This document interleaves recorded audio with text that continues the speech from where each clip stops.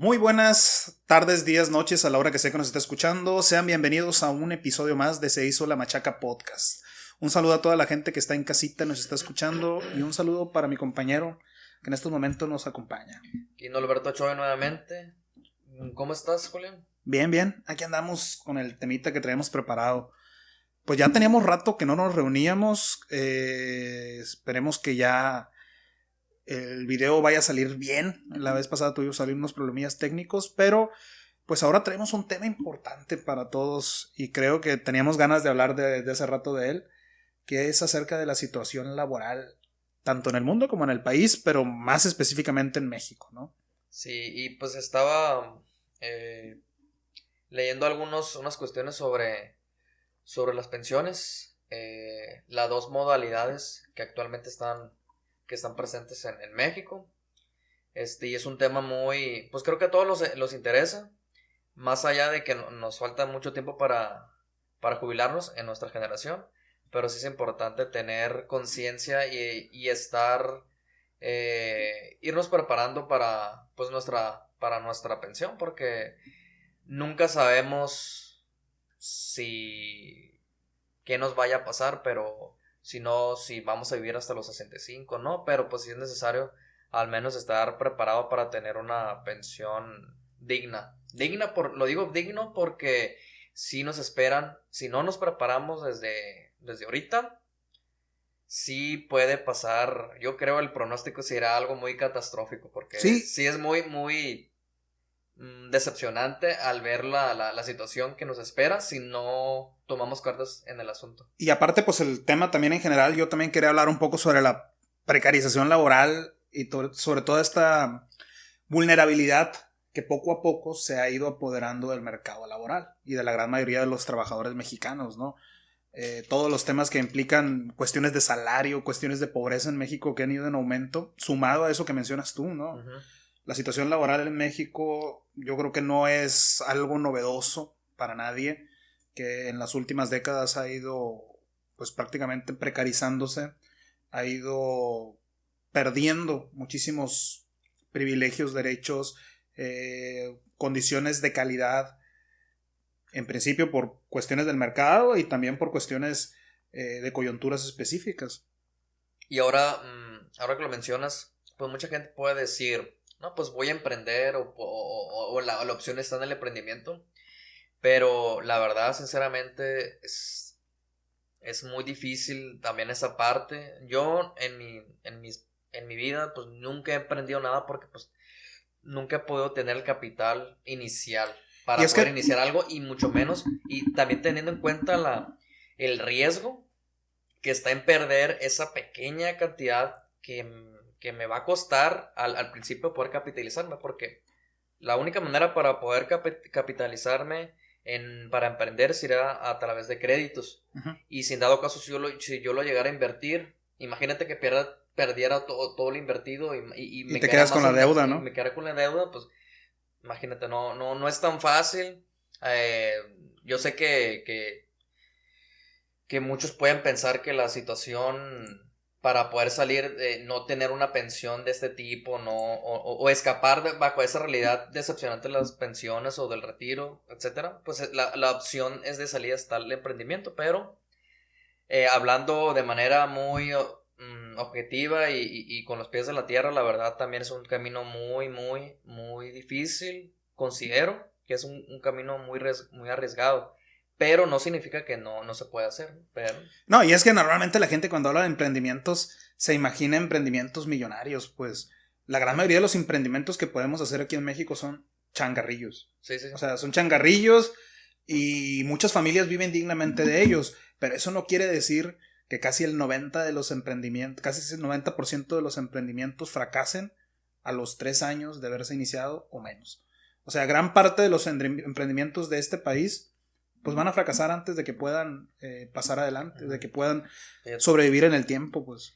Fíjate, yo estaba leyendo una nota, escuchando una nota en la radio. Uh-huh. No recuerdo dónde, en qué estación era, pero venía en el carro, todo una anécdota, ¿no? Y venía escuchando en la radio y venía diciendo una historia personal de alguien. No sé quién está hablando, pero esta persona Sí, pues estuvo todo prácticamente toda su juventud y pues adultez, se puede decir, trabajando, ahorrando y emprendiendo. Y se daba cuenta que todo las ganancias que tenía, se le iba a la nómina. Y realmente la ganancia no tenía, o sea, no tenía mucha ganancia. Entonces decidió hacer otro tipo de emprendimiento. ¿Cuál fue este? Que sí dice que sí le funcionó, pero que fue de manera muy lenta y gradual. Que fue las bienes y raíces. Uh-huh. Ir rentando, o sea, tú sabes que las rentas, pues obviamente sí dejan, pero pues para poder comprar un inmueble, sí también Es es... privativo, pues, o sea, pocas personas pueden acceder Hacer. a ese tipo de fuentes de ingreso, pues. Y como dices tú, necesitas un capital inicial fuerte, pues, para poder capitalizarse de esa manera. El resto que nos queda, un trabajo asalariado, el trabajo común, pues. Y ahí nos damos cuenta que, pues, prácticamente los trabajos están por los suelos, ¿no? En este país, por ejemplo, los sueldos están desplomadísimos, los sueldos de los salarios, ¿no? Desde los 80 para acá ha venido una gradual reducción de las condiciones laborales y de la precariedad. Por ejemplo, en México, en el 2020, ahorita quizá ya haya cambiado un poquito con el aumento del salario mínimo, pero pues ahorita tenemos inflación. Pero en el 2020 el 6% ganaba más de 15,000 pesos al mes. Hace 2 años. El 2% ganaba más de 18,000. El 60.7% de toda la población del país ganaba entre 3,600 pesos, 3,700 a 7,400.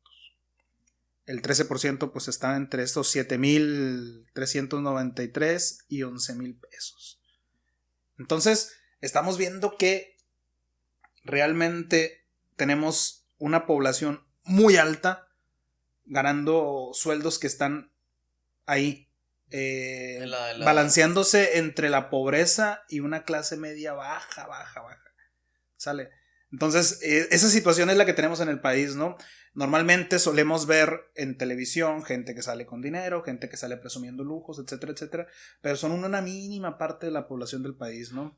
Son apenas un 2, un 3% de la población del país y creemos que esa es la realidad del país, cuando nosotros que somos asalariados y vivimos en la calle, vivimos digamos en el México real, nos damos cuenta que realmente las condiciones no son buenas para la gran mayoría. Y como siempre hemos dicho, la clase media, siempre queremos categorizar clase media baja, clase media clase media alta, clase media... Pero es como aspiracionismo, ¿no? O sea, no me quiero sentir tan pobre porque no quiero sentirme tan jodido como realmente estoy. O sea, yo siento que es un autoengaño. Es un autoengaño, sí. El hecho de poder comprar por ejemplo, ropa, comida, pues son cosas necesarias, o sea, son cosas que sí o sí lo tienes que comprar, pero eso no indica que seas de clase media. O que tengas internet, o que te puedas comprar una consola, una computadora. O sea, para mí en lo personal, una clase media, ¿qué sería? Y ahorita lo acabas de platicar ahorita. Una clase media sería, a lo que tú mencionaste, tener la capacidad de un tiempo de no trabajar, no sé cuánto tiempo, pero tener al menos un tiempo. Por ejemplo, una pandemia que se tener los ahorros suficientes para sobrevivir. Por ejemplo, en esta parte de la pandemia que, enciérrense, al menos entre 6, 8 o hasta un año, dependiendo, poder vivir de lo que un fondo que tenías, un ahorro. Y posiblemente ahí lo podamos, podemos hasta ahí decir que son clase media. Pero al decir que eres clase media, dona, que dependes del salario base mínimo o sea, y que tengas diariamente que ir a trabajar, pues eso no te hace una persona privilegiada, es una persona común y corriente que tienes que trabajar diariamente para poder comer y subsistir. Y desafortunadamente, no lo quiero decir así, pero mucha gente se autoengaña y dice, yo soy clase media porque tengo mi carrito, tengo mi comida, compro mi ropa, a veces me voy a los fines a a echarme mis cafecitos. O se autoengaña michelitas. porque antes estuvo peor. O sea, a veces hay personas que vienen de una situación de pobreza mucho más marcada. Y hay una mejoría, ¿no? Y han visto a base de pegarse unas chingas trabajando, que bien merecido se lo tienen, el hecho de salir adelante. Uh-huh. Ven que ahora ya tengo mi carro, tengo una casa con piso de concreto, con vitropiso, y tengo aire acondicionado, y me pude comprar mi tele.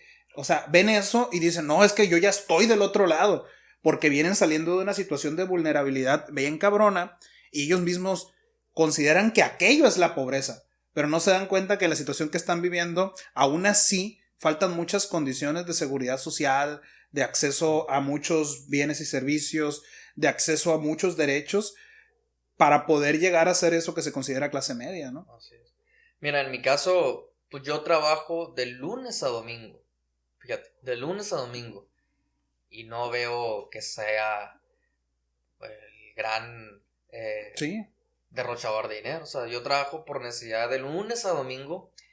Y porque dices, ¿por qué trabajo los sábados y domingos? Pues porque tengo que trabajar, pero no por gusto. Pues yo, y ni modo. La única manera de salir adelante de esa forma, no quiero sonar desalentador, pero yo sí tengo ciertas aspiraciones y pues quiero ciertos proyectos, pero no me quiero comer al mundo de la noche a la mañana porque no puedo. No se puede tener un capital, 500,000 pesos de la noche a la mañana, invertirlo en un departamento y empezar a cobrar renta. La cosa no es así.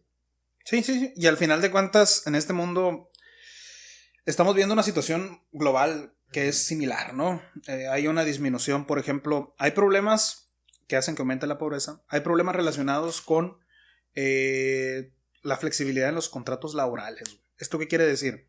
Que poco a poco las leyes del mundo han ido cambiando y México se ha subido a ese trenecito que empieza en los 80, donde empiezan la flexibilidad de los contratos laborales en beneficio de las empresas. ¿Esto qué quiere decir?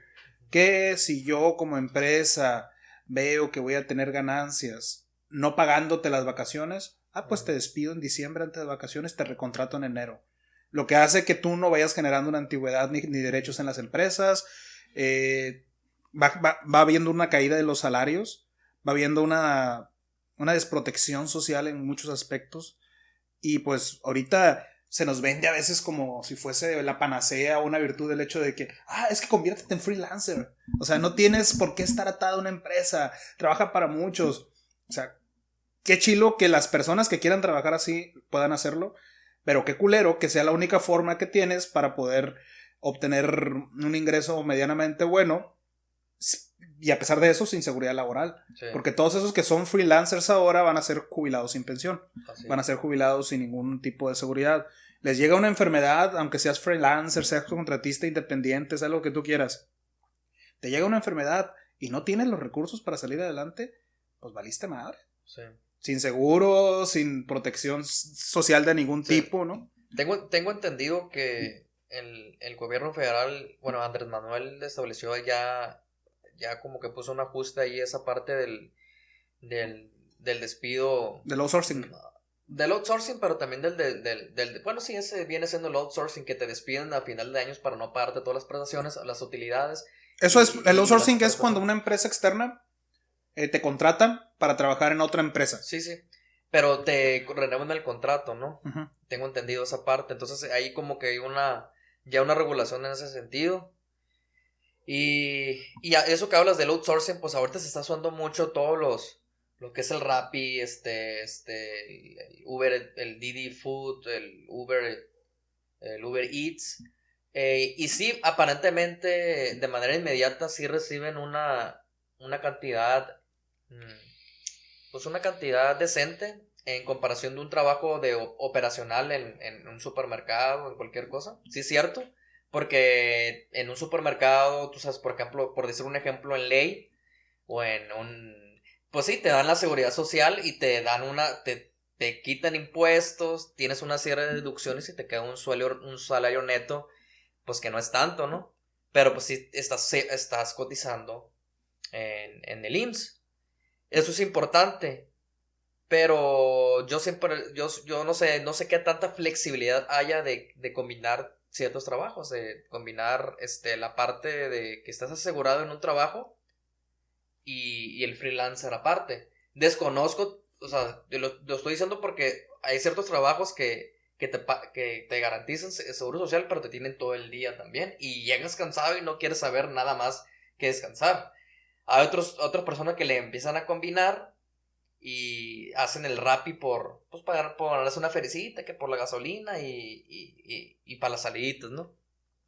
Pero así es la situación, estás viviendo bajo un esquema laboral donde estás entre dos o más trabajos, no por gusto, ¿no? O sea, por necesidad o por tener una vida medianamente, ¿no? Digna. Y te autoengañas, yo así lo considero, te autoengañas en decir que eres de una clase media, y no, o sea, sigues siendo una persona pobre. ¿Por qué? Porque para mí es necesario tener tu ropa, tu comida, o sea, es lo indispensable.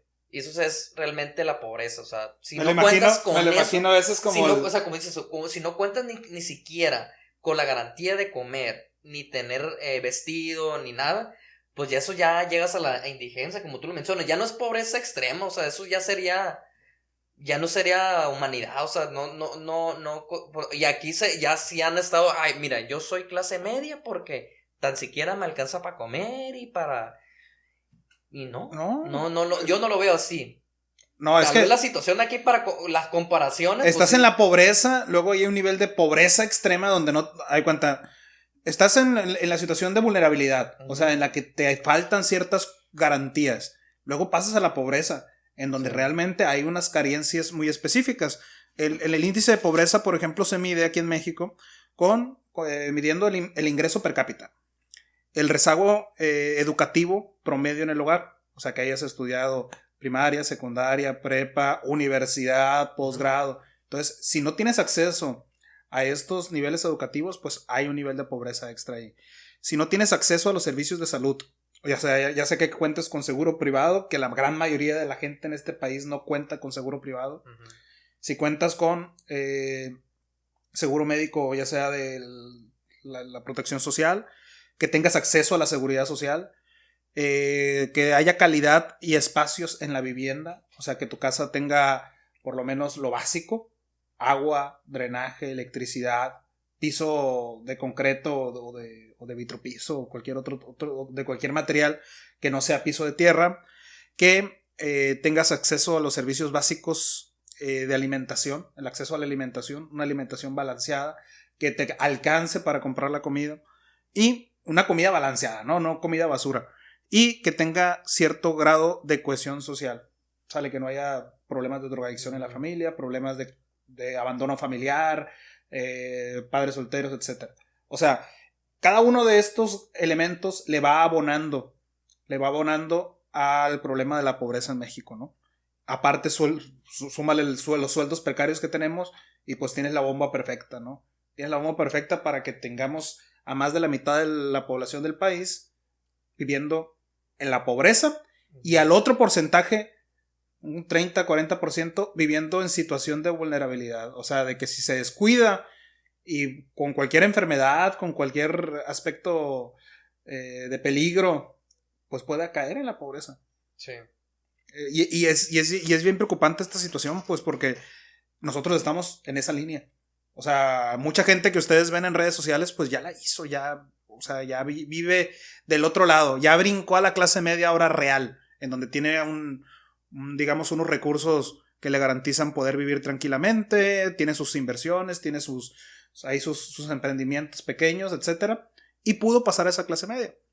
El resto de las personas, no. Ahí estamos en esos suelditos de 10,000, 8,000, 12,000, 13,000, moviéndonos en ese rubro, que es donde están la gran mayoría de los mexicanos y que no son clase media. O sea, si tú ganas un sueldo de 8,000, 10,000, 12,000, lamento decirte que no estás en la clase media. Perteneces a casi el 80%. Y no lo decimos nosotros. Sí, lo dicen los datos del INEGI, lo dicen las encuestas telefónicas de ocupación y empleo. O sea, esa es la situación, pues que estás en una situación de vulnerabilidad y esto más que deprimirnos, debería ponernos las pilas para también exigir mejores condiciones laborales. Y no, yo sé que mucha gente no se puede dar el lujo de decir, mira, no voy a agarrar un trabajo en la maquiladora donde me pagan 1,500 por semana. O sea, yo sé que mucha gente no se puede dar ese lujo. Y tiene que, pues ni modo, brincarle a los chingazos para darle de comer a su familia. Pero es una situación bien preocupante, ¿no? ¿Por qué? Porque cada vez estamos viendo que las cosas suben de precio, estamos viendo que los salarios no crecen o al contrario, se desploman, no hay ofertas laborales establecidas. Otro problema también es que, y esto sí no es culpa ni del gobierno ni de los empresarios, es que sí las dinámicas de contratación o las dinámicas de las ofertas de empleo han ido cambiando. Hay mucha mano de obra que se ha ido quedando obsoleta.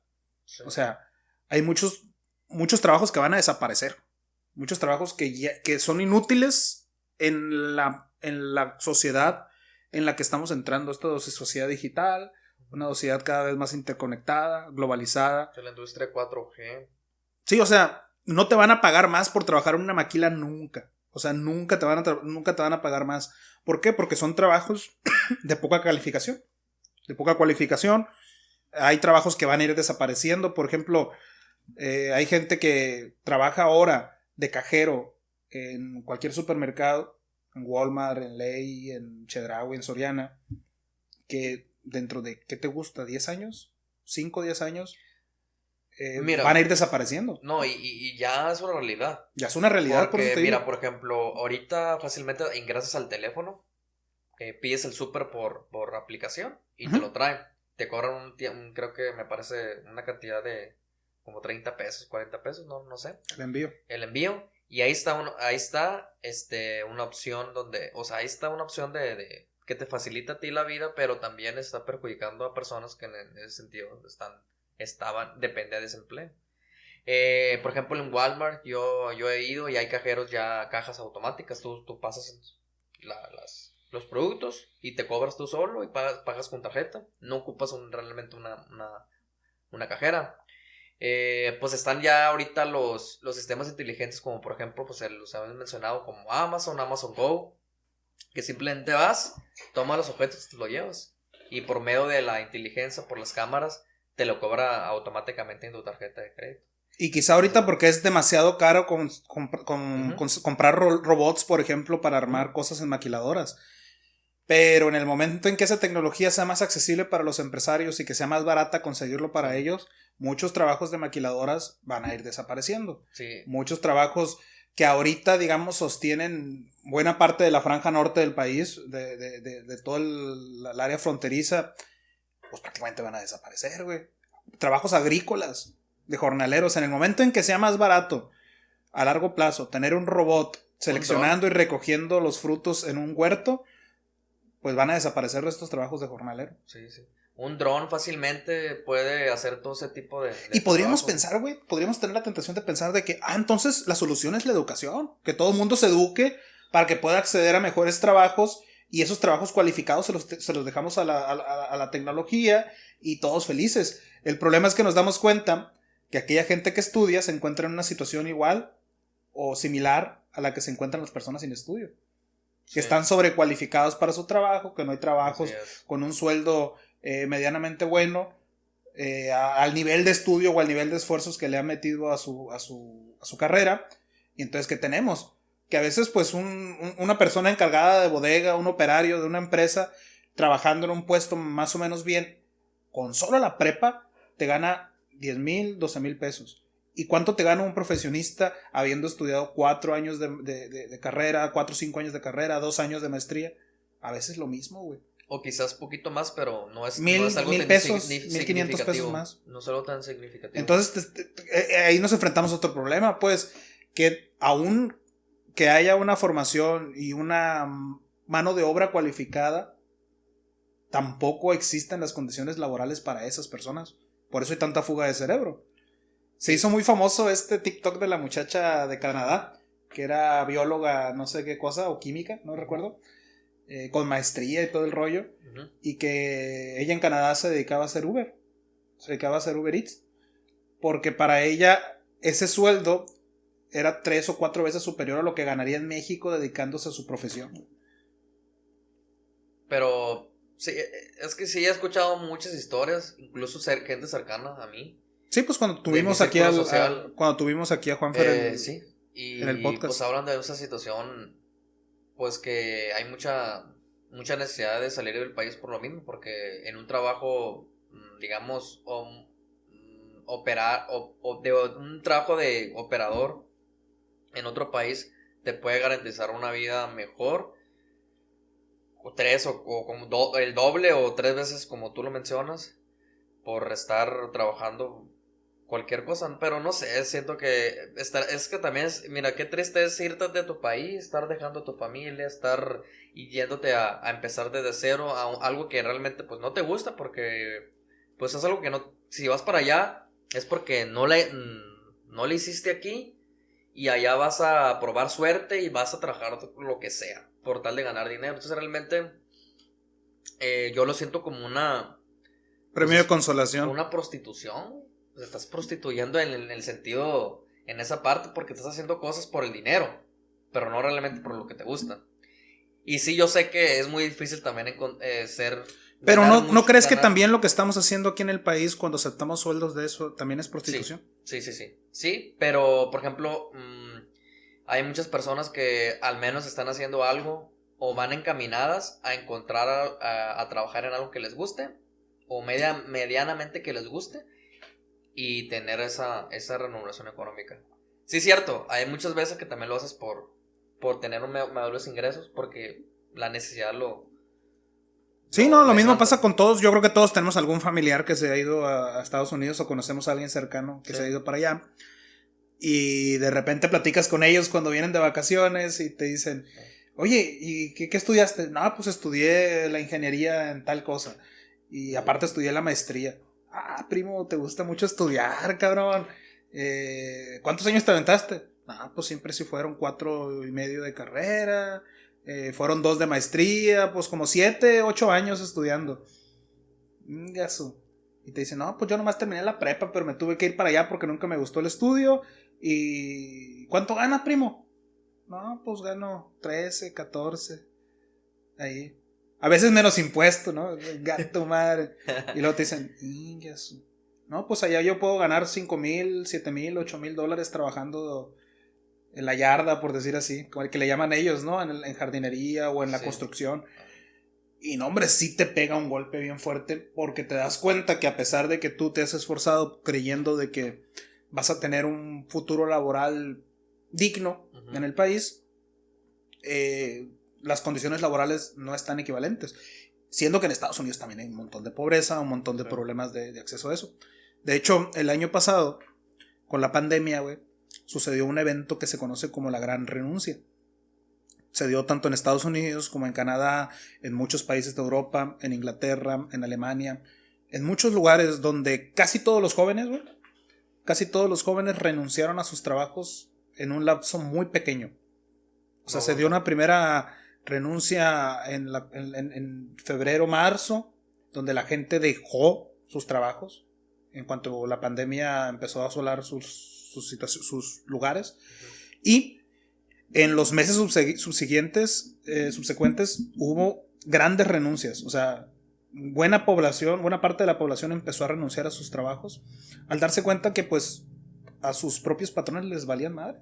O sea, me vas a correr y me dices que me recontratas después o me dices ya no vengas a trabajar pero sin goce de sueldo, etcétera. Entonces, este trato al trabajador ocasionó que pues mucha gente en Estados Unidos renunciara. Y con las dinámicas que se dieron durante la pandemia, mucha de esta gente pues o entró a trabajos donde sí les permitían trabajar de forma virtual, en home office, o se dedicó al comercio informal o a cualquier otro tipo de trabajo con condiciones igual que no tengan tanta seguridad como tener un seguro, tener un sueldo fijo, etcétera, pero que no tuviesen ese ingrediente de explotación por parte del patrón, güey. O sea que prefirieron, porque eso lo hacen porque están jóvenes. Y porque no les importa. no tenemos nada que perder, güey. Ni ellos ni nosotros. Porque ahí es donde vas a hablar sobre las cuestiones de las pensiones. O sea, no tenemos como nuestros padres o nuestros abuelos, que ellos sí tenían la garantía de que, está bien, no me gusta mi trabajo, güey. O sea, no me gusta estar aquí de operario de esta máquina de tren, o no me gusta estar aquí trabajando en esta fábrica, o no me gusta estar aquí trabajando para este patrón que me cae gordo, pero yo sé que con este sueldo me alcanza lo suficiente para darle de comer a mi familia, mantener a mis hijos, tener mi buena casita, mi buen carro, irme de vacaciones, y cuando cumpla mis 60 años, tener una jubilación que me permita vivir dignamente mi vejez. Nuestros abuelos y nuestros padres tuvieron esa posibilidad, pues. Eso era la motivación. Entonces se quedaban en su trabajo y decían, sí, mira, no podrá hacer el trabajo perfecto, pero, y aunque no me esté realizando como persona aquí, pero me da la oportunidad de vivir dignamente. Sí. El problema es que ahorita vemos, güey, que aunque tengas 2 pinches trabajos o 3, aunque te pongas la camiseta, seas una persona con muchísimas habilidades, que aporta a la empresa, que dé horas extra, aunque te guste tu trabajo, el mismo trabajo no te está garantizando vivir de forma digna ni tener posibilidades de crecimiento. Entonces, por eso a mucha gente no le preocupa el abandonar su trabajo. Entonces, pues ahí está, surge una, como dices tú, una gran problemática y pues ¿qué es lo recomendable hacer? O sea, ¿cuál sería lo más recomendable? Yo tampoco soy el experto, pero porque pues, sí sigo siendo joven, pero yo creo que sí de perdida sí tenemos que estar informados, porque a la generación, por ejemplo, de las anteriores, no sabían o no le tomaban tanta importancia porque pues trabajaban y ellos sabían que iban a tener, lo daban por hecho, pues. Lo daban por hecho, pero nosotros no podemos ya, ahorita desgraciadamente no podemos dar por hecho qué va a pasar. Porque ahorita sí estamos jóvenes, estamos completos, podemos trabajar, pero va a llegar en una ocasión y yo sí tengo una cierta preocupación porque va a llegar... A los 45 años, ¿tú crees que puedas seguir manteniendo el ritmo de trabajo? Va a llegar una edad donde yo ya no voy a poder trabajar como lo estoy trabajando ahora y al menos sí tengo que tener, digamos, una tranquilidad o algo que me pueda garantizar de perdida para poder vivir. Ahora bien, ¿qué pasaba antes con las familias que no trabajaban o que no cotizaban semanas o que no tenían trabajos formales? Pues tenían como 10 o 12 hijos, güey. Y esos 12 hijos de perdida, ponle que por estadística 6 no ayudan no ayudan a los papás, pero 6 de ellos y se iban a cuidar a los papás ya que estaban, ya esos papás que estaban ya viejitos, a poder apoyarlos. Pero ahorita, ¿qué está pasando? El sistema de pensiones pues ya cambió, hay un nuevo reglamento, y ahorita vamos a explicar más o menos. Y luego las nuevas familias, las familias jóvenes tienen entre 1 o quizás 2 hijos por familia. Y ahorita ya ¿qué se espera para las próximas generaciones? Pues ya que no se tenga ningún hijo. ¿Por qué? Porque pues también están surgiendo nuevas modalidades de pareja, ¿no? Pues ya sabes que ya hay parejas ya no solamente heterosexual, hay parejas de otro tipo. Pero siempre han existido. Quizá el problema es que la gente ahorita no se anima a tener hijos. Sí, por la situación económica también. No hay. Sí, o sea, las parejas homosexuales siempre han existido, ahora digamos ya están respaldadas por la ley, pero esas parejas siempre han existido y nunca han tenido hijos. Pero el resto de las personas que sí tenían hijos, ahorita se están aguantando, porque no ven las posibilidades. Creo que ahora tener un hijo es más caro que antes, pues. Sí. O sea, porque sabes, antes era de que, mira, está la educación pública, yo sé que va a llegar a un nivel, se va a poner a trabajar, sé que él va a tener la posibilidad de salir adelante, bla. Sí, el otra vez saqué una cuenta más o menos, así nomás por encimita, pero tener un hijo realmente te sale de aquí hasta la universidad, te sale más de el millón. O sea, te sale millones de pesos. O sea, ¿por qué? Porque los primeros años es donde demandan más dinero, ¿no?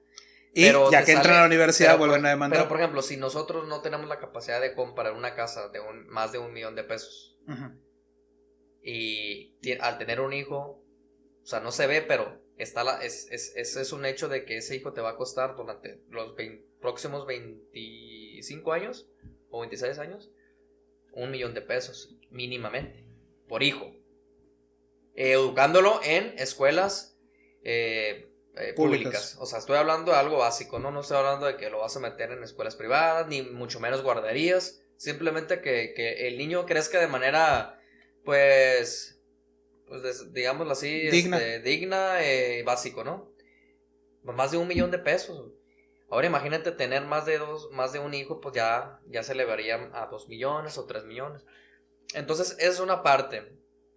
Otra parte que realmente las nuevas generaciones ya están optando por rentar o utilizar todo, o rentar todo tipo de servicios. Por ejemplo, un carro, se rentan un carro, rentan departamentos o casas. Y no compran casas no porque no quieran, simplemente porque su capacidad adquisitiva no se los permite. Es una parte. Entonces, si realmente tu mejor etapa laboral, suponiendo que porque estás joven no puedes tener esa capacidad de compra, imagínate ahora cuando tengas un cuerpo ya viejo, lleno de años, demacrado, enfermo, ya no puedas seguir con ese mismo ritmo de vida. Pues, ¿qué nos espera? ¿Qué nos espera a nosotros y a los que están detrás de nosotros? Entonces, es por eso que nos dimos la tarea de investigar un poco sobre sobre el retiro. No porque queramos... no porque seamos masoquistas y queramos llorar. Y ya que estemos desesperados de llegar a esa edad, pero sí tenemos que tener, o estarnos informando sobre qué podemos hacer para llegar a un retiro y estar a gusto sentado y no estarte preocupando por pagar la renta o pagar los servicios básicos, ¿no? Porque la gente dice, no, es que si llego viejito y no tengo dinero, no me alcanza con mi pensión, pues me voy a meter de paquetero. Yo creo que va a ser uno de los trabajos más peleados dentro de unos años. Paquetero de ley o paquetero de... Si es que los robots no se cargan de ese negocio, va a ser uno de los trabajos más peleados, ¿no? Sí.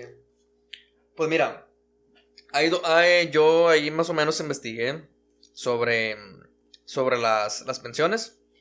Realmente ahorita el sueldo base en la frontera, de acuerdo a este año 2022, se encuentra entre los 173 ya cerrado, ¿no?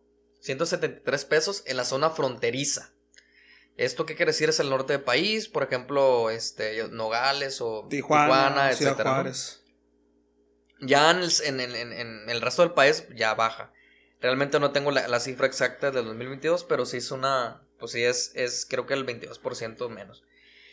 Bueno, entonces hay dos tipos de esquemas. La modalidad de la ley del 73, que esta significa que empezó se terminó en el 1 de julio del 1997. Quiere decir que las personas que empezaron a cotizar antes de junio de 1997 entraron al esquema del 73. La gente que tiene aproximadamente unos 42 si empezó a trabajar a los 18. Así es. O sea, la persona que rozó esa ley del 73, ahorita actualmente ha de tener, como lo dices tú, 42, 43, que empezó a cotizar a los 18 años. Que muchas veces, ya sabes que muchas veces empezaron de intendentes, trabajando o de paquetero, pero que o de lo que sea, pues trabajos de medio tiempo. Esas personas que ingresaron a esa edad, a los 18 años, que ahorita tienen más o menos 43 años, ya afortunadamente ya chingaron. Ya chingaron. Ahorita lo vamos a decir por qué. Porque pues ya están bajo el régimen de 1900 de la ley del 73. Del 73. Ahora bien, después de junio del 1973. No, de junio del 97. Fíjate, cuando empezaron a cotizar a partir después del 1 de julio de 1997, empezó el régimen el nuevo régimen que estamos actualmente. Sí, es el que va a estar establecido por la cuenta individual de cada, y es el famoso Afore, que lo que vayas acumulando en el Afore te lo van a estar dando. o te lo van a dar todo completo y te lo van a dividir después de los 65 años. Creo que ahí nosotros nos va a tocar pensionarnos a los 65 años y no a los 60, y con lo que tengamos ahorrado. Yo estaba investigando y lo que podemos hacer nosotros en nuestro régimen es ir haciendo aportaciones. El detalle es que, por ejemplo, de hecho yo bajé una aplicación de la Afore, que en mi Afore pues yo lo tengo en una institución, y sí me calcula más o menos cuánto voy a tener de pensión mensualmente después de los 65 años, dando una aportación mensual a partir de este momento hasta los 65. Aportando, no sé, te voy a hacer un ejemplo, creo que le puse 3,000 pesos. 3,000 pesos. Si tú aportabas 3,000 pesos extras. Si yo aporto desde hoy 3,000 pesos extra. Ajá, extra. A lo que ya está cotizando. Hasta los 65 años, me caerá una pensión que yo considero que es para vivir, para vivir. No es una super pensión, pero sí. Ahora bien, dije, bueno, está bien. Vamos a calcular la pensión si yo no doy aportaciones voluntarias a mi Afore. Y salió una pensión realmente, o sea, una grosería. Fue una grosería, digo, pues. ¿Mensualmente cuánto, Verdín? Aproximadamente 3,500 pesos. 3,500, 4,000 pesos mensuales. Y estamos hablando de del año pues, ¿cuánto me voy a pensionar? En 2000. Pues en unos 35 o sea, imagínate, años. O sea, sumando la inflación, sumando todo eso, pues va a ser una grosería eso. No sé si me vaya a alcanzar para comer. Entonces me asusté. Pero dije, no te tienes que por qué asustar, falta mucho tiempo. Entonces, afortunadamente, ya somos personas más digamos que más conscientes, más informadas. Antes no, como que daban por hecho de que te ibas a pensionar. Ahora no, ya podemos tomar acciones.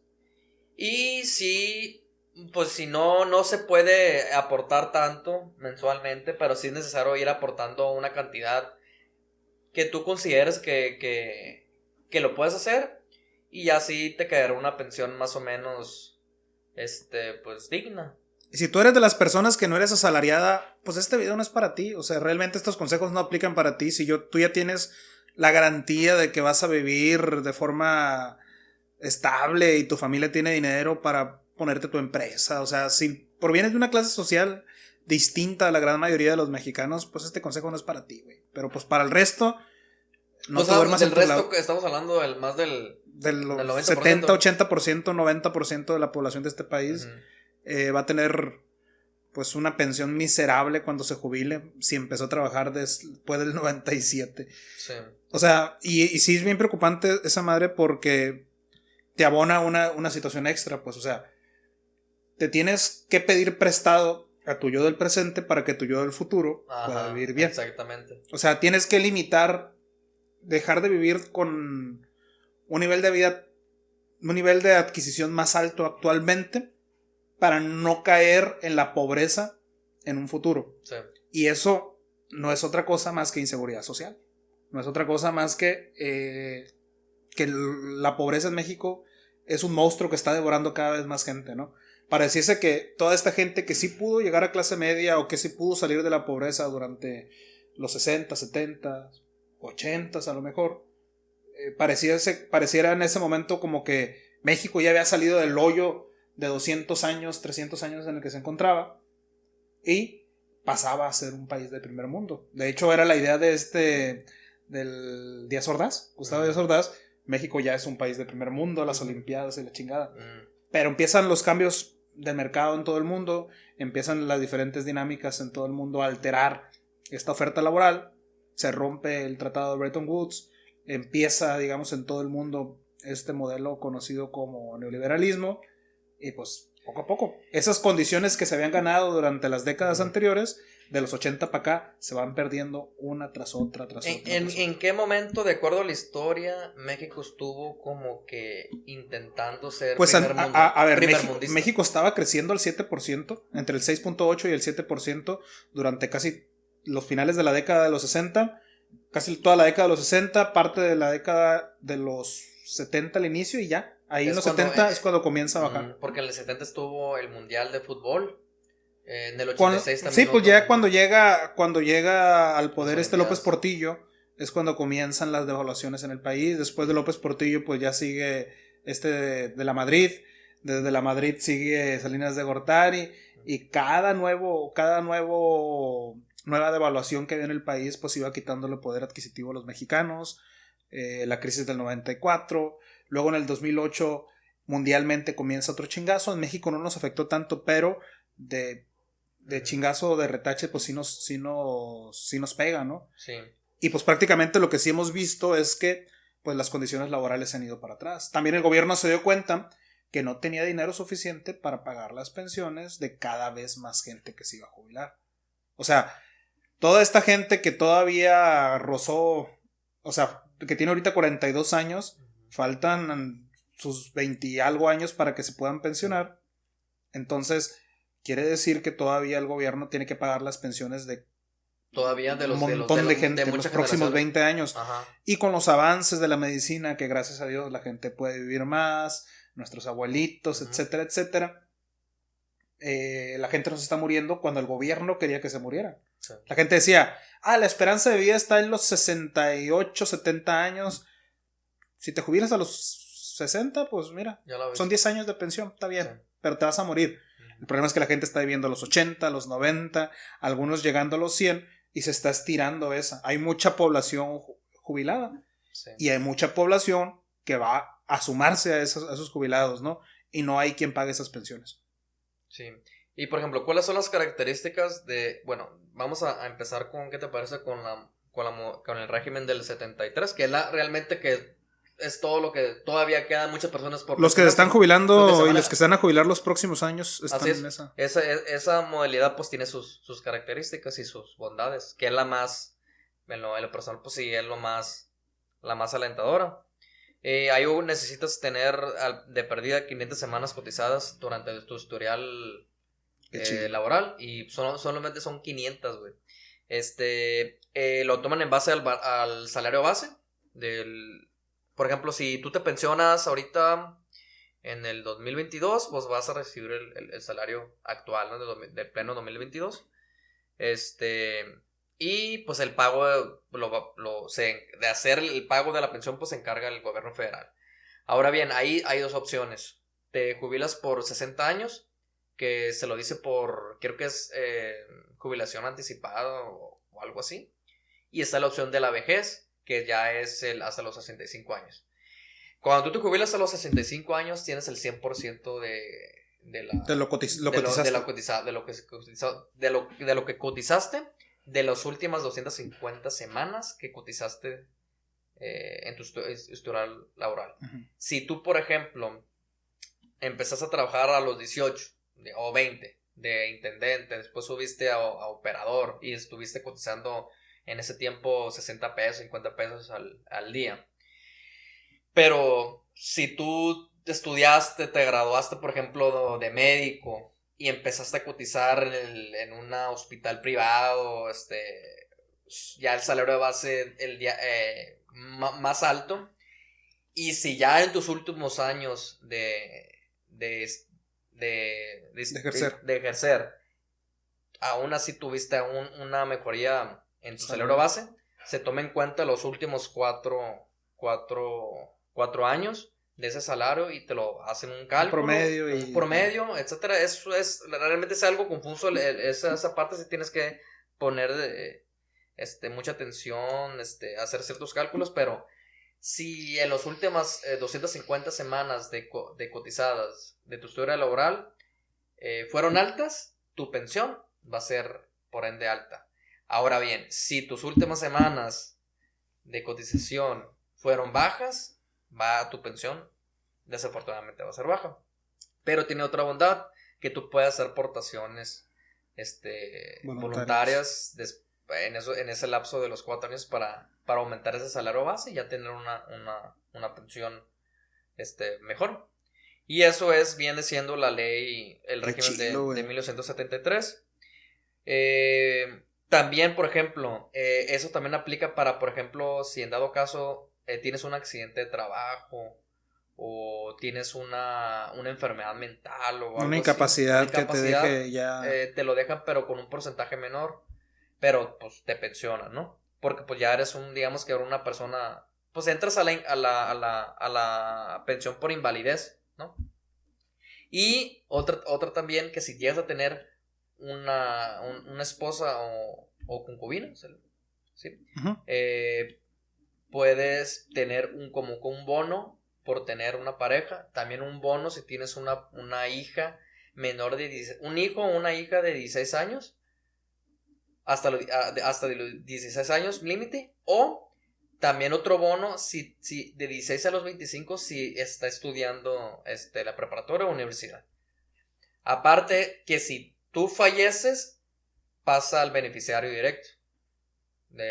Puede ser tu esposa o descendientes. Y hasta que. No, hasta la esposa. Pero sigue también estando vigente con los hijos en esos bonos si están estudiando. Entonces realmente tiene muchas cosas que. Pues muchas cosas buenas este régimen. Y pues faltan muchas personas en jubilarse con esta ley. Ahorita las personas, como tú le dices, a los 43, 44 años, esas personas si trabajaron a los 18 años y empezaron a cotizar, pues ya entraron bajo esta modalidad. Y sí, es recomendable, si pueden, pues si aportan de manera pues Voluntaria. van a tener una mejor pensión. Aparte, yo lo hablo por experiencia de mi papá. Aparte de esa pensión que se va a recibir, tiene un Afore. Tiene un Afore. Sí hubo un descuento considerable por impuestos, pero pues también va a recibir un Afore. O sea, realmente no. O sea, es doble. Yo no sé si sea doble pensión o no. Obviamente el Afore de su régimen no es tan alto como el de que va a ser nosotros, porque pues el de nosotros Es va a lo ser único que tenemos. la única opción que vamos a tener. Pero pues esa es la ley de los 73. ¿Cuál es la ventaja? Con respecto a bueno, ¿cuáles son las desventajas de esta modalidad?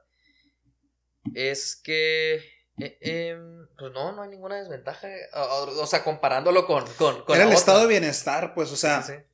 cuando inicia la crisis del 29, en todo el mundo, pues prácticamente todo el mundo entra en crisis. Estados Unidos entra en crisis Inglaterra, Europa se contagian, ¿no? Esto ocasiona que lleguen al poder gente como el Partido Nacional Socialista en Alemania o el Partido Fascista en Italia. O sea, el mundo estaba en caos. Entonces, al quite sale un teórico muy importante que es Keynes. Keynes pues habla de cómo recuperar la economía, que haya un movimiento de capital y es necesario que ese dinero comience a circular en las clases bajas para que se recupere la economía y crezca. Y de ahí poder crear un estado de bienestar que a través del gasto público pues garantice que todas las demás personas tengan acceso a una vivienda, que tengan acceso a una buena pensión cuando terminen, cuando se pensionen, cuando estén viejos, que tengan acceso a los servicios de salud básicos, que tengan acceso a la educación pública y gratuita, que tengan acceso a todo esto que son indicadores del nivel de riqueza o de pobreza o de bienestar de un país. Por eso la idea es la del estado de bienestar. Y estas ideas se empiezan a implementar en Estados Unidos en mayor o mayor medida durante el New Deal de Roosevelt. Se empiezan a implementar ¿cómo se llama? En Inglaterra, en muchos países occidentales. Y comienzan poco a poco también a ingresar esas ideas a México, ¿no? Que se hacen a su manera durante el conocido como desarrollo estabilizador. Y entonces México sí logra salir de ese atolladero en el que se encontraba y empieza a surgir una clase media que nunca había existido en el país, ¿no? Y eso ocasiona que pues haya gente con seguro social, que pueda hacerse de su casa, que pueda tener acceso a educación universitaria gratuita, que pueda pues prácticamente salir adelante y que pueda tener una pensión, que esa gente es la que se está pensionando ahorita o que está pensionada ahorita. Sí. ¿Sale? Entonces el problema es que cuando ya los países se dan cuenta que no van a poder absorber el gasto que representa todas esas pensiones, comienzan poco a poco a cortar derechos, ¿no? Y también con el Tratado de Bretton Woods, cuando se rompe el Tratado de Bretton Woods era después de la guerra, después de la Segunda Guerra Mundial, el mundo terminó jodidísimo. Y el único país que tenía liquidez de dinero y que tenía, digamos, la infraestructura intacta, económica intacta, era Estados Unidos. Y Estados Unidos les dijo al mundo completo, ¿no? Utilicen el dólar como moneda de intercambio internacional y yo les aseguro que cada dólar que tú des, yo te lo voy a cambiar por oro. O sea, el dólar va a estar ligado al valor del oro, por lo tanto va a ser muy estable. Entonces, pues el mundo como estaba de jodido en esa época, Europa, todos estos países, pues se metieron a este tratado de Bretton Woods, empezaron a utilizar el dólar como moneda internacional, y las cosas fueron relativamente bien, pero con el paso del tiempo, en los 60, en los 70, empezaron a ver que Estados Unidos estaba imprimiendo billetes a lo estúpido, estaba dándole machín a imprimir billetes, y pues se empezaron a hacer las preguntas, ¿no?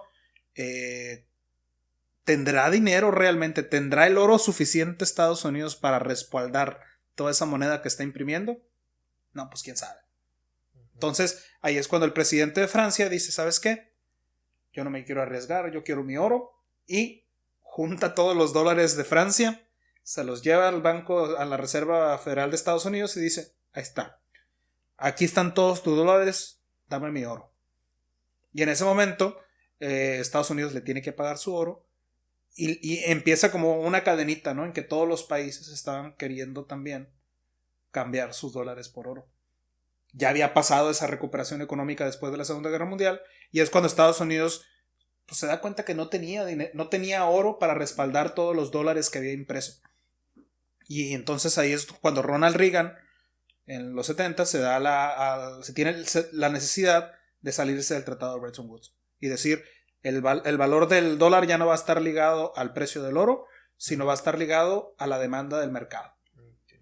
Y entonces ahí comienza, digamos, este periodo conocido como neoliberal, en donde hay una inflación en la moneda, hay una impresión en la moneda, porque el dólar sigue siendo pues una moneda con confianza, pero ya no hay un valor real en oro detrás de esa moneda. El único valor que tiene es el valor de la demanda en el mercado.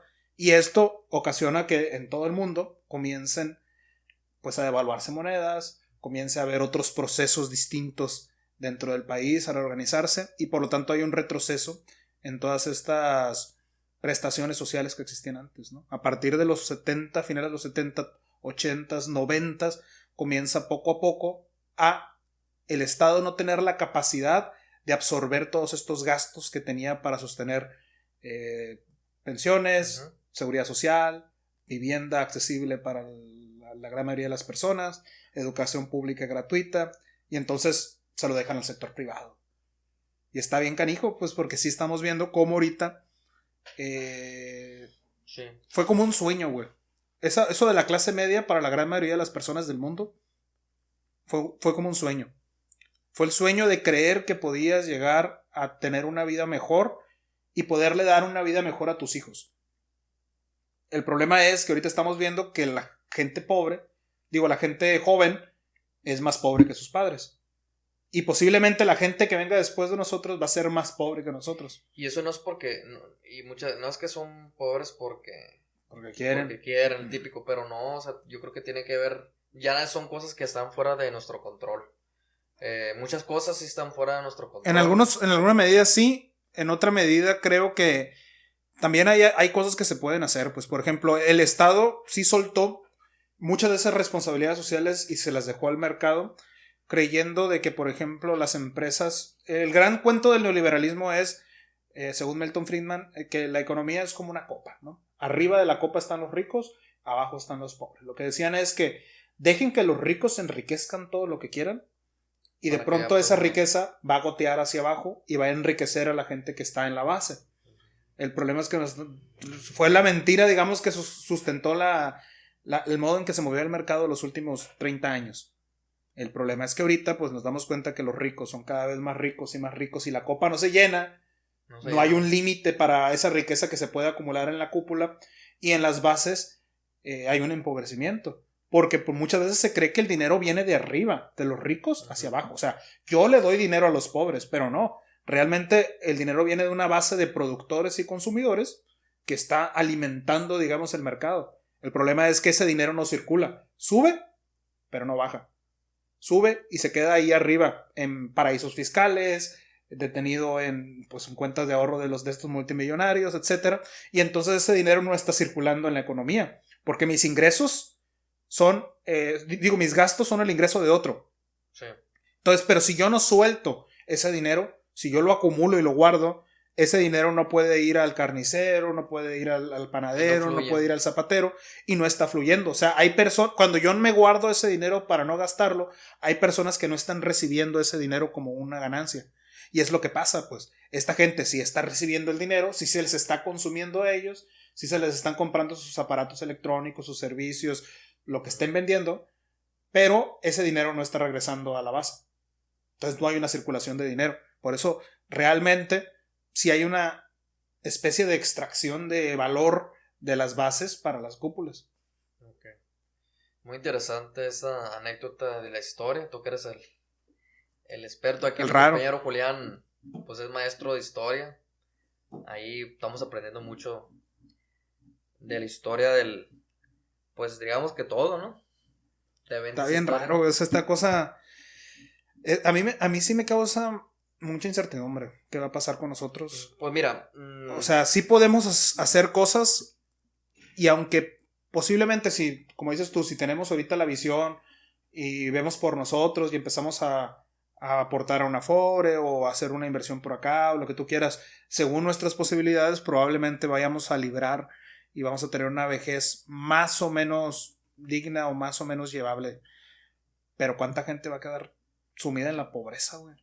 O sea, y es gente que ahorita tiene nuestra edad, es gente que quiere, es gente que ves todos los días, que te das cuenta que se parte la madre, cuántas madres solteras, cuánta gente con problemas económicos, etcétera, o con alguna enfermedad, pues va a terminar prácticamente desechada. Y por ejemplo, como dices tú, ¿cuál sería un factor determinante para poder hacer que un país crezca? La economía, puede ser En parte de la economía, pero también el tejido social, güey. Ajá, imagínate, ahora yo más o menos me imagino, ¿no? Si la gran problemática ahora es que no tengamos una gran seguridad en el futuro, que por las condiciones que no podemos controlar muchas veces, ¿qué les espera? ¿Qué espera México o sea, qué se espera de México en unos 30, 50 años? O sea, va a crecer, va a un efecto significativo al país, o sea, no lo depende. Hay muchas cosas que... Por ejemplo, hay muchas cosas con las que critican a AMLO. Uh-huh. Y yo puedo ser muy crítico con él en muchos aspectos. Pero hay gente que habla de su racismo cuando dice, este güey está ayudando a los pobres y a los huevones. Sí, ándale, sí, eso lo he escuchado. O la década de los viejitos, por ejemplo, lo que da, los aportes que le da a los viejitos. Sí. Realmente sí se ha visto que la calidad de vida de muchos de estos viejitos, güey, ha mejorado.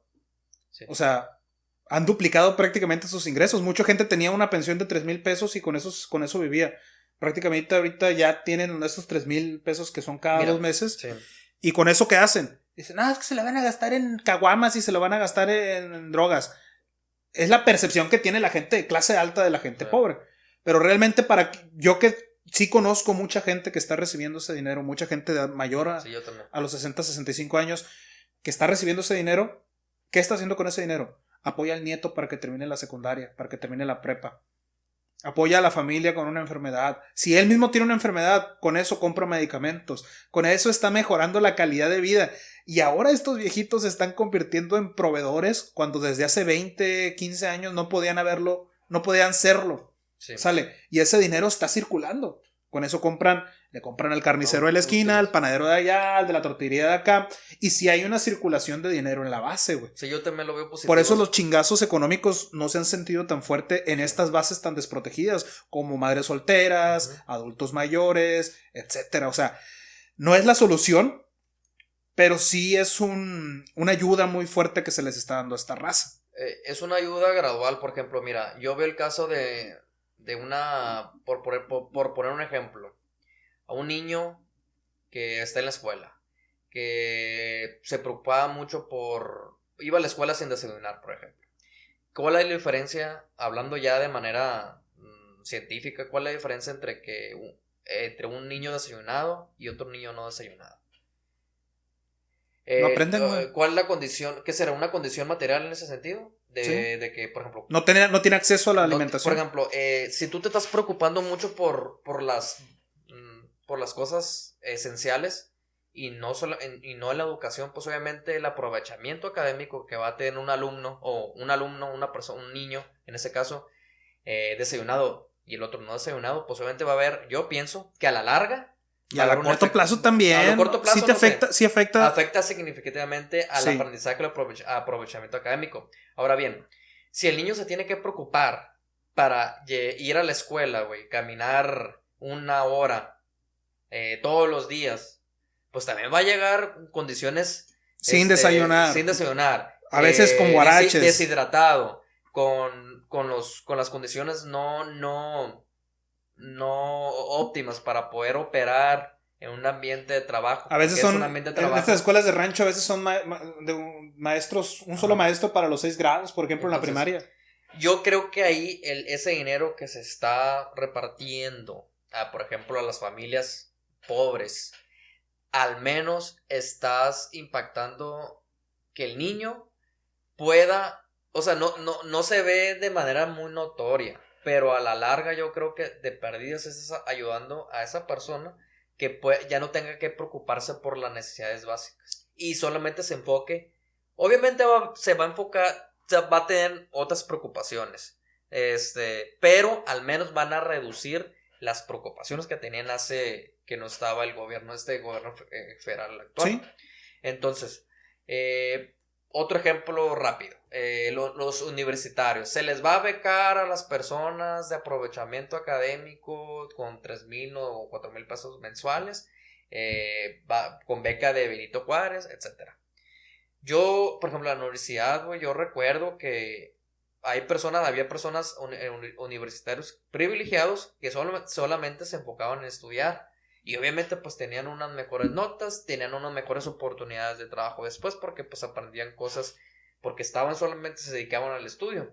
Hay otras personas que pues desafortunadamente tienen que trabajar, se llegaban desvelados a la escuela porque pues una noche antes habían trabajado de meseros, habían trabajado de lavatrastes, lo que sea, y se habían desvelado. Entonces sus notas eran bajas. Entonces dice, es que él es burro. No, güey, es que este morro tiene que irse a la central de abastos en la madrugada. De lunes a viernes se chingaba trabajando y nomás se dormía 4 horas. A ver, otra vez, en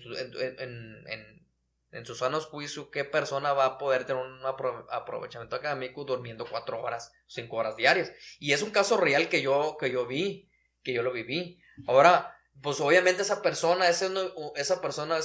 universitario va a tener un rezago académico a lo largo y van a contratar a la persona, pues en ese caso, más competente. ¿Quién fue la persona más competente? Pues el que tuvo tiempo de estudiar todo el tiempo. Mejores condiciones en ese momento. Y no porque sea mejor persona o más inteligente. Simplemente porque tuvo condiciones que le favorecían en su tiempo de estudio.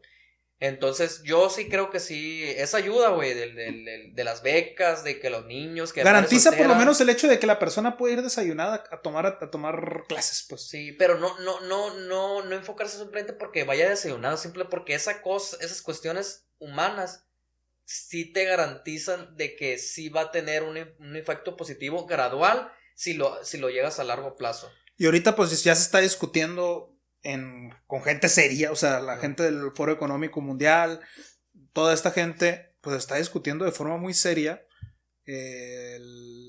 ¿cómo se llama? Universal, subsidio básico universal o el sueldo básico universal, en el que una persona con el simple hecho de existir reciba cierta cantidad de dinero para vivir, básicamente para tener sus necesidades básicas cubiertas, y ya si de ahí ya tiene otro trabajo, ya pueda aspirar a una mejor condición de vida, pero por lo menos garantizar los elementos básicos. Sí. O sea, y son cosas que cada vez van a ser más comunes porque a como van las cosas en el mundo, pues no se auguran buenas cuestiones si las cosas siguen tal y como están. porque la tendencia es que cada vez el poder adquisitivo de las mayorías se vaya disminuyendo, cada vez hay una población decreciente, por lo tanto no hay quien pague esas pensiones tal y como la tenían nuestros papás, por eso tenemos que tener afores, y pues no hay gente que consuma, o sea, si no hay gente o clases medias que consuman los productos de los grandes empresarios, ¿qué va a pasar con nuestras empresas también?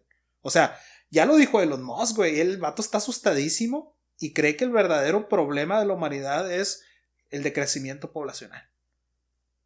Es el verdadero decrecimiento, la contracción demográfica, pues.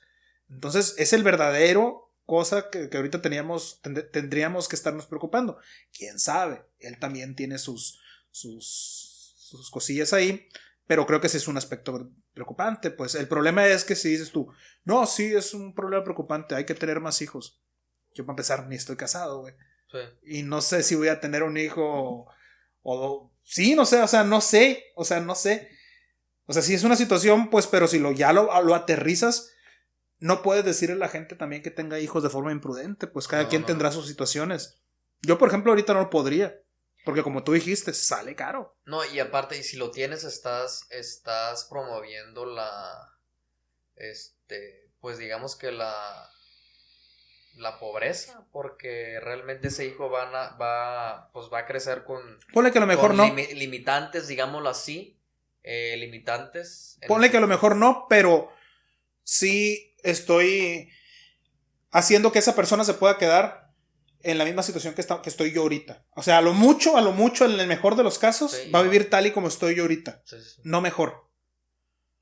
Si yo estoy mejor, pues yo sé que podría darle una mejor vida. Entonces ese es el problema, pues que todos estamos en esta disyuntiva de ¿me espero a estar un poquito mejor económicamente para tener hijos? O pues está como se me pasa el carro y ya estoy bien ruco y ya no puedo tener hijos. Está como el meme, hasta que tenga mi trabajo estable, mi sueldo estable, mi no sé qué tantas cosas estables. Mi casa, mi trabajo estable. Y el meme está un esqueleto ahí bajo del mar. Pues ya te moriste, güey. Pues y es eso. Pasó, y esto yo creo que es la historia. Yo creo que cualquier persona que esté escuchando se puede reflejar en eso, pues. O sea, mucha gente dice, no, hasta que no haya las condiciones materiales suficientes para poder criar un hijo dignamente, no voy a tener hijos. Pero pues te dan los 30, 35, 40, 45, 50. Y posiblemente a esa edad ya podrías tener cierto margen. Te das cuenta de que cada vez es más difícil. Pues. Es un buen tema de debate, fíjate. Si lo debatiéramos con muchas personas. Personas que tengan hijos, güey. O sea, hay que inventar papás. Porque. Invitar papás. Imagínate. Pues es cierto. Lo que estamos diciendo lo estamos diciendo de manera muy fría. Pero no sé qué cuando tengas hijos, no sé qué energía saca de tu... porque biológicamente tienes como un instinto paternal. No, y yo sé que pues, pero ese es el asunto, pues que también los años más productivos de tu vida como para meterte unas chingas, pues son entre los 25 y los 45 años. Ya después de esa edad, el vigor no es el mismo. Para trabajar no es el mismo. Empiezas pues también el peso de la propiedad te empieza a limitar muchas cuestiones. No digo que seas inservible, no digo que seas una persona que ya no dependa, pero ya la energía no es el mismo, la misma cantidad de tiempo que puedes utilizar, hacer la misma actividad no es la misma, y de ahí para el real, de los 45 para adelante ya va en decrecimiento, pues esa cosa. Va decreciendo, por más deportista, por más sano que seas, no vas a seguir haciendo las cosas que seas a los 25 o a los 30, pues. Y ese es el gran problema, pues, que de dónde vas a sacar fuerza cuando tengas un hijo a los 45 o a los 50. Pues ya dices, pues ¿para qué tengo hijos? Y ese es el problema, pues, que es una bola de nieve, pues, esta madre. Es una bola de nieve. Yo así lo veo. No sé tú cómo lo ves. Sí, porque pues yo también me gustaría tener descendencia, ¿no? Pero pues a la vez yo lo veo de una forma muy romántica. Pues quiero tener mis hijos, quiero conocer cómo van a ser, quién me va a cuidar, o no sé. Pero también se lo ves de manera, como lo has mencionado, de manera económica, pues sí está muy, muy difícil la situación. ¿Y cuál es la solución? Pues ahí dejen en los comentarios estamos ustedes qué creen, cómo creen que van a vivir dentro de 35 años, dentro de 45 años cuando se pensionen, cuando se jubilen. Y pues nada, ¿no? También aporten ahí consejos en los comentarios de qué consejos le dan a la gente, ¿no? Nosotros, esto es un podcast con personas que no son expertas en el tema, pero si tú le sabes un poquito el tema, ahí déjalo en los comentarios para que las demás personas te lean. Y pues también nosotros leerte, ¿no? Y ver qué rollos, ¿no? Porque yo creo que la solución no va a venir de arriba. Somos nosotros mismos quien tenemos que organizar de aquí de abajo alguna forma de salir adelante, güey. Hay que meterle 8,000 pesos mensuales, güey, a la Afore ya, güey, de aquí a 65 años. Mira, güey, para obtener tu primer millón, güey, necesitas ganar 2,500 pesos diarios, güey. Enfócate nada más en eso, güey. 2,500 pesos diarios, güey.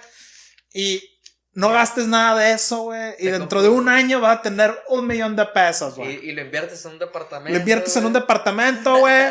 Y sigues invirtiendo eso, güey. Al otro año tienes otro departamento, güey. Pum, ya eres millonario, güey. Pues sí, obviamente sí. O sea, eso es válido para el 1% de este país, güey.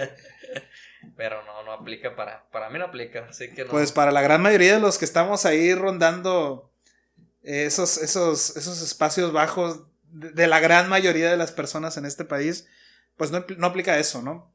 Pues hablando de esos personajes que te dan esos consejos millonarios, ya uno se despidió de YouTube. Que ¿no? Sí, el Carlos. Simón. Carlos, este güey. Carlos Muñoz ya se fue. Se despidió. Y es que pues son gente que lucra con esto, güey, la desesperación. O sea, esta madre causa angustia. O sea, si tienes un hijo, 2 hijos, una familia que alimentar, si tienes a alguien enfermo en tu familia, causa angustia y quieres por todos los medios, güey, brindarle la mejor posibilidades de salir de su problema, de salir de su situación, y terminas creyéndole a cuanto pendejo te viene a dar una solución fácil, güey. Y tantas estafas que hay, toda esta época que se hubo estafas con criptomonedas, estafas con todas estas cosas de aplicaciones. Sí. O sea, no puedes creer en eso, pues, o sea, la solución nunca es mágica. Luego, hablando de criptomonedas, güey, me llegó una noticia que bajó un chingo de dinero. Creo que no recuerdo, pero que hubo un desplome de la moneda. Y pues hace poco me habían invitado a que invirtiera para que... Hubieras perdido un chingo de dinero a la verga. Es algo, realmente, güey, eso que dicen que hay que entrar a las criptomonedas. Para mí es una lotería, güey. Sí. Es una lotería realmente. Porque bajó un chingo ahorita si se ve la noticia ahorita, me llegó la notificación. Bajó un chingo la criptomoneda. Entonces los güeyes que se crearon el cuento de que iban a ganar dinero, porque la tendencia, sí es cierto, el año pasado la tendencia iba a la alta. No hubo tanto desplome, más que 2 meses, creo. Y que se mantuvo estable durante mucho tiempo, durante el año pasado, pero ahorita sí hubo un desplome. Entonces, o sea, en todos esos negocios hay gente que va a ganar y hay gente que va a perder. La primera que se subió al carro, güey, sí, es la gente que está ganando. Es la gente que ganó. Es la gente que cuando haya un problema las puede vender y deshacerse de todo lo que tenía, y aún así ya ganó un 400, un 500% de todo lo que invirtió o más. La gente que invierte ahorita, güey, ese carro ya va menos rápido. O sea, ya puedes... Algunos, si son muy inteligentes y le saben machina al pedo, pueden arañar poquito. Pero de buenas a primeras, sin saberle al pedo y meterte esas cosas, es como se llama jugártela, como dices tú, a una lotería, pues. O sea, sí hay posibilidades, sí hubo posibilidades de ganar con esa cosa. Sí, yo sé que conocí mucha gente que también. Pero fue cuando estaba empezando. Sí, pues ahorita si te dices, no, imagínate, güey, que en el 2012, güey, hubieras invertido en bitcoins, güey. Pues se lo hubieran con $2 que lo hubieras metido, güey, ahorita fueras multimillonario, a la vez. No, pues claro, o sea, pero ya esa época ya pasó, pues. Esa época ya pasó y no sé, nos estamos enfrentando a tiempos interesantes. Dicen que una maldición china dice: ojalá que vivas tiempos interesantes. Porque ¿qué son los tiempos interesantes? Tiempos de muchos cambios, tiempos de crisis, tiempos de guerras, tiempos de hambrunas, tiempos de problemas económicos. Pues hemos vivido varias. Entonces, estamos viviendo tiempos interesantes, Y prácticamente el mundo como lo conocimos los últimos 50 años ya se acabó. Sí, se acabó. Ya se acabó. Muchos cambios muy, muy abruptos en la tecnología, pues obviamente esta cosa de la pandemia. Ese mundo que vivimos en nuestra infancia en los 90 se acabó. Se acabó. El mundo que vivieron nuestros papás en los 60, en los 70 se acabó. Y ya, es otro mundo, güey. O sea, estamos aprendiendo cómo vivir con estas nuevas reglas. Y también, no quiero ser totalmente pesimista, ¿no? También hay nuevas formas de reorganizarnos socialmente. O sea, y yo no creo que la solución sea que cada quien se rasque con sus propias uñas o que cada quien vea por lo suyo. Yo creo que la solución está en la comunidad. O sea, comunidades fuertes. Y comunidades me refiero no simplemente a hablarlo de forma romántica, güey. O sea, sí estoy hablando de tu vecino, del vato de la esquina, el de la tortillería, el de la panadería, gente que conoces y con la que convives a diario. Esto se ve más fuerte en los pueblos que en las ciudades, pero pues la gente de tu colonia te rodea, güey. Y es gente con la que tienes contacto real día con día. Yo creo que hay que buscar formas de organizarnos de una forma mejor. Por ejemplo, nuevos retos que se nos avecinan. Retos como el agua, que en muchos lugares escasea, que hay muchas empresas que quieren privatizarla. O sea, no hay que dejar ese tipo de cosas, porque si nos quitan lo poquito que nos queda, y que ahorita no es que ahorita lo damos por hecho, como nuestros padres daban por hecho sus pensiones, o como nuestros padres daban por hecho que era fácil comprar una casa. Ahora ya la accesibilidad a los recursos básicos van a ser ya no tan básicos. Ahorita damos por hecho que tenemos agua barata hasta cierto punto, pero y que todo el mundo puede acceder a ella dentro de 10, 15 años, quién sabe, güey, si una empresa nos vaya a privatizar el agua, que el gobierno la vaya a dejar. O sea, todo ese tipo de cosas sí necesita una cohesión social y se necesita educación, porque tú nunca vas a ver al otro como importante si no tienes la educación suficiente como para saber que lo que le pase al otro también te puede pasar a ti. Estamos juntos en este pinche barco de la pobreza que se llama México, pues. Y si nosotros mismos no nos unimos, no va a pasar nada, pues. Pues. Está cañón. Tienes cabrón. Bueno, como conclusiones, el futuro laboral de México está bien culero. No manches, no, pues no lo quiero ver así. Pero sí, miren, ahorita sí, a lo visto, hay que. Pues yo pienso hacer eso. Como conclusión, estar informándome más sobre la situación de la pensión, en lo que me tocó, ya ni modo, me tocó ese régimen, y hacer lo que pueda para poder tener una pensión digna de aquí a los 65 años, y durante este periodo pues tratar de mejorar mi calidad de vida a través del empleo y poder emprender algo que esté bajo mi control y dentro de tus posibilidades. Dentro de mis posibilidades, y por qué no ir creciendo poco a poco y no tener saltos cuánticos o saltos mágicos como te lo cuenta mucha gente, que mucha gente sí lo puede haber tenido, pero pues con unas circunstancias más privilegiadas que nosotros. Entonces cada persona es un mundo, cada persona tiene sus condiciones y no podemos estar dando consejos así de manera. Y cualquier persona que te dé un consejo o te dé una posibilidad de ganar dinero que parezca demasiado buena para ser verdad, probablemente no sea verdad. O posiblemente a él le sirvió, nada más. Posiblemente le haya servido a él por ciertos factores que le pueden favorecer, y a ti pues no necesariamente te tiene que funcionar a ti. Y entonces pues eso.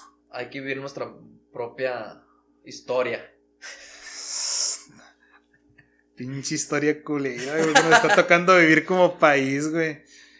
Y sí, como dices tú, yo creo que esa opción de la comunidad, de estarnos apoyándonos unos con otros, yo creo que es donde lo podemos apalancar. Si yo tengo una necesidad, pues voy con una persona y esa persona me puede ayudar, yo lo ayudo, esa persona ayuda a otro, y hacer como una especie, como una red de favores. Pues es que históricamente, güey, la unidad económica más estable siempre ha sido la familia, güey. O sea, antes la gente sobrevivía sin dinero, tenía sus huertitas, sus animales, y si bien no eran ricos, por lo menos tenían acceso al alimento. ¿Sale? Y luego después pues está el pueblo, la comunidad como una unidad productiva, las cooperativas, etcétera. Hay muchas posibilidades que pueden hacer que la gente tenga una vida digna sin necesidad de estar trabajando para una empresa que te quita todo lo que está explotándote y aprovechándote, ¿no? Pero para eso también es necesario reconstruir un tejido social, pues. Sí. Un tejido social que, pues, en México está deshecho. Sí, o sea, somos, desgraciadamente yo pienso que somos muy individualistas. Nos contagiamos de esta cultura individualista gringa, güey. Simón. Y es malo porque no tenemos esa capacidad de ser individuales. O sea, si tuviéramos esa capacidad de que cada uno se viera por su se persona, pudiera rascar con sus propias uñas, güey. Pues que bueno, pues está bien, ¿no? Pero no es el caso. Necesitamos dependemos de la sociedad. O dependemos de un grupo. Sí. Y pues yo creo que sí es una buena opción. Porque también nos podemos dar retroalimentación, dar consejos que nos puedan aportar una mejoría en la calidad de nuestras vidas. Pero no seguir y pues por ejemplo respecto al estudio dices tú, no, pues ¿qué no, sí estudien. Pero por ejemplo uno mucho dice, no, es que pues, yo para qué voy a estudiar si voy a estudiar hasta el doctorado y se anda muriendo de hambre o no gana lo que yo tengo una decepción. Pues yo pensaba que iba a ganar tanto dinero al estudiar un doctorado, pero no, mejor no lo estudio porque no tiene caso. Y hay muchos comentarios así de los jóvenes. Sí. Entonces, pues es un planteamiento válido de ellos. Porque pues si tienes la posibilidad de estudiar, estudia, porque no solamente la educación tiene una formación laboral. Claro. O sea, sí existe dentro de los mismos niveles de pobreza que experimentamos en el país, sí hay una diferencia entre los que estudian y los que no, pues. Sí hace la diferencia el hecho de estudiar todavía en el país. No te va a hacer millonario, pero sí te brinda unas posibilidades de vida más dignas que el resto. Y también la educación te da otra cosa. O al menos te da una visión, o te despiertas ciertas cosas que cuando... Te abre un horizonte humano al que antes no tenías. Sí. O sea... Porque vives bajo una ignorancia que nunca sabes por qué eres pobre. Sí. O no sabes por qué te falta tal cosa. Y al menos ya estando educado, pues al menos ya sabes por qué, por dónde más o menos irte, o dónde hacerle o no hacerle. Entonces ya estás como que más consciente en esa parte. Pero bueno, pues eso. Y pues así las cosas, ¿no? Este fue pues un episodio más. Apóyenos ahí en las redes sociales. Les pedimos que pues, si no se han suscrito al canal, pues se suscriban a Se Hizo la Machaca Podcast, aquí al canal de YouTube. Pues, ya saben, pueden seguirnos por Spotify, por Apple Podcast, por Google Podcast, todos estos lugares donde se sube este contenido. También pues sigan ahí la cuenta de Instagram, de Facebook, de TikTok. Ahí estamos subiendo también contenido. Y pues nada, ¿no? Ya somos TikTokers. Muchas gracias por todo. Ya nos ponemos a hacer actualidad. Bailecitos ahí en TikTok. Ya. ¿Qué vas a enseñar? ¿Qué vas a enseñar?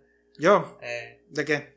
Pues ya ves que en los TikToks se enseña todos los cueros. Ah, sí.